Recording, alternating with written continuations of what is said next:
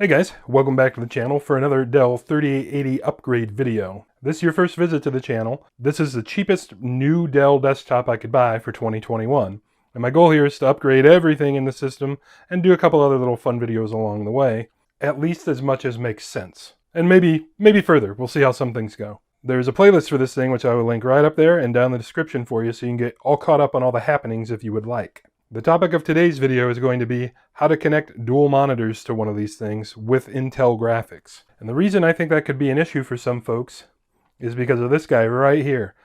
A lot of folks out there right now have probably never even seen one of these because these are becoming so obsolete. That is a VGA connector.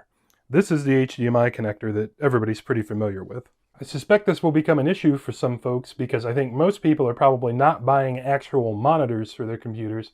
You're buying TVs, and you're doing that because they're about half the price. And I say that because I'm also one of those people that bought TVs for this thing. I would say almost every TV that you're going to be able to buy today is not going to have a VGA connector on it, even though the TV itself can support the computer resolution.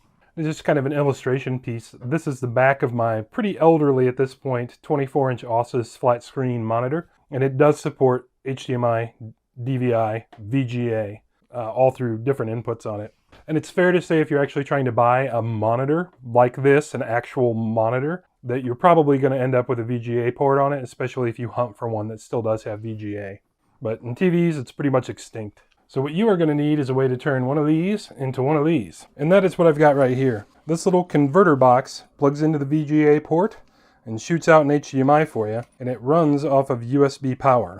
I specifically wanted one of these that required power from somewhere and wasn't just passive, because it's been my experience that the stuff that is just passively powered, meaning it somehow taps power off of the VGA, just doesn't work all that well. I also selected one of these that was not very expensive, because at the time that I came up with this plan, I could just upgrade the video card in the Dell for about 85 bucks and end up with a video card that had 2 HDMIs or 2 display ports on it, or something more useful than a VGA, at least for a modern TV. Well, after waiting it out for 6 or 7 months, the days of $85 video cards are kind of behind us. So what I will say is this particular adapter works pretty good, pretty much all of the time. If you do not intend to ever upgrade your video card, you may want to research the market and find one of these that's just a little bit higher quality, because every now and then I will notice some artifacts from this thing. And usually when it happens, I'll reboot the PC and everything will be just fine. I've tested this on 2 different computers. I've tested it on the Dell and on my work laptop for my day job. And it behaves pretty much the same way for both of them. It can go for days and be just fine, and then one day you'll have an issue with it. Reboot, you'll be okay. But regardless if you get this one or one like it or whatever, this is the general idea of what you're going to need to turn this into an HDMI so you can use it. After that, everything was extremely straightforward. I just plugged it in, plugged the screen in, Windows immediately recognized the second screen, off I went. It was all plug and play, no real problems. There are some Windows configuration things that we'll need to discuss. If you're unfamiliar with setting up dual screens, it might be helpful for you. But otherwise, this guy just plugs in and works, which is great. That's exactly what you want. Speaking of Windows configuration things, as we're going through that, all of the screen grabs I will be capturing with this box off of this box. So everything you're going to see in the video that is me in Windows is going to be video generated through this thing. This box has been completely flawless the handful of times I've used it so far. So if there's any kind of artifacting or anything that looks unusual as compared to the rest of the video, we'll have no choice but to blame it on this guy. Let's get everything set up, powered up, and we'll show you how to actually configure your dual screens. Now, first things first, when you power it up with both screens and the adapter box and everything, of course, plugged in, this is basically what should happen when you turn it on. So that is the screen that's HDMI connected.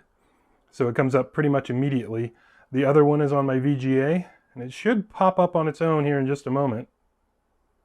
And there it is. So there's no real mystery or anything, and that is pretty much how it should behave straight out of the box when you just plug all this stuff in too. It may not be configured the way you want, which is what we're going to talk about next. Now at my desk, because of where I sit and the way I wanted mine set up, my right-hand monitor is the dominant monitor. So that's where my Windows 10 search bar and all that stuff is. And we'll call my left-hand monitor the less assertive monitor. And of course, when I say monitor, just automatically insert TV, because these are just TVs. There's nothing special about these. In fact, they were super dirt cheap TVs. But since this guy is a VGA guy, everything I'm going to screen capture is not going to have this on it, or I don't think it will. It's going to look like that.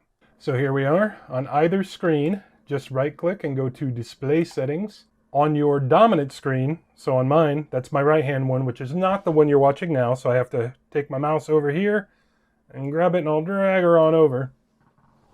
And you can see this rearranged displays. You hit identify, it'll pop up and tell you which one is what. So when I did that, you can see this big 1 down here. My other screen, of course, says 2.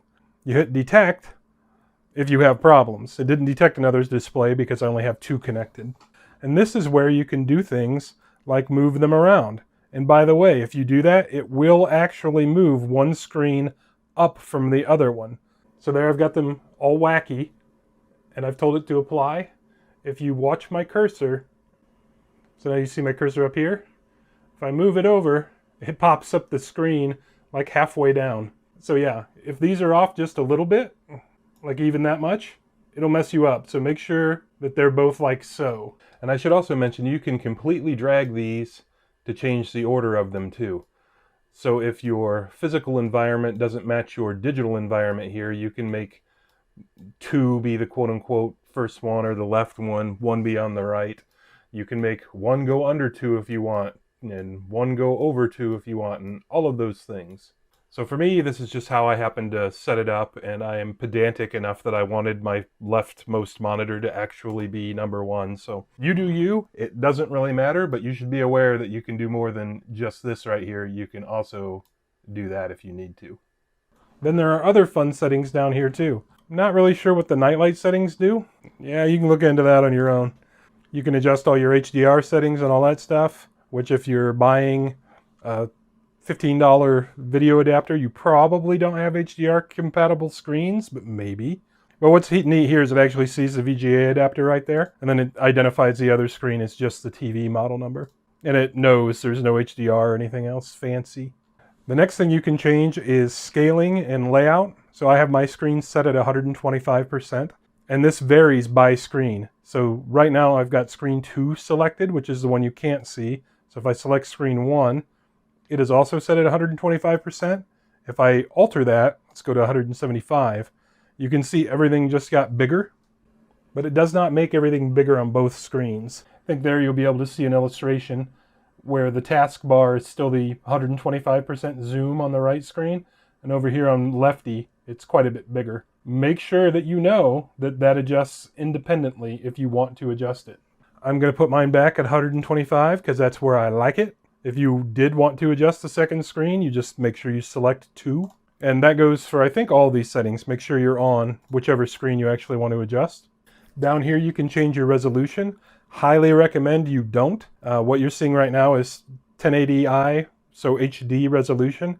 If you have a 4K TV, I think this video card is capable of driving 4K, but I'm not sure it will do it in this configuration. I'm going to assume that if you can't do it, Windows won't let you. But just to illustrate a mode you don't want to be in, we'll select 1280 by 768. I didn't like that at all. I suggest you leave it at 1920 by 1080 unless you have a reason to change it. If things are too small or too big, this is actually what you want to change. Next thing you can do is change them from landscape to portrait, and you can flip them if you want. So right now I have this TV sitting in landscape. If I wanted to make it portrait, which sometimes is helpful if you're doing like a lot of programming or web development work or something like that, and you have a big list of things, it's more helpful to have your screen like so. That is where you can change that. Likewise, if we flip, it flips everything upside down. And you probably don't want that either, although it's kind of a funny prank to play on somebody. But you might want to do that just depending on how your mounting situation works out. If you have certain arms or whatever that you're planning to use at your desk, it may make sense for you to have them inverted from each other that way, physically. So Windows is giving you a software option to put it back the way you would want it to be to use it. So if I were to take this monitor and flip it to be on top of this one for some reason, like that's how my mounting brackets worked out, I would want to change that setting so the screen up here wasn't upside down, even though mechanically the TV would be. Another option you have is to extend or duplicate your displays. Typically with a dual screen setup on a desktop, you want to extend.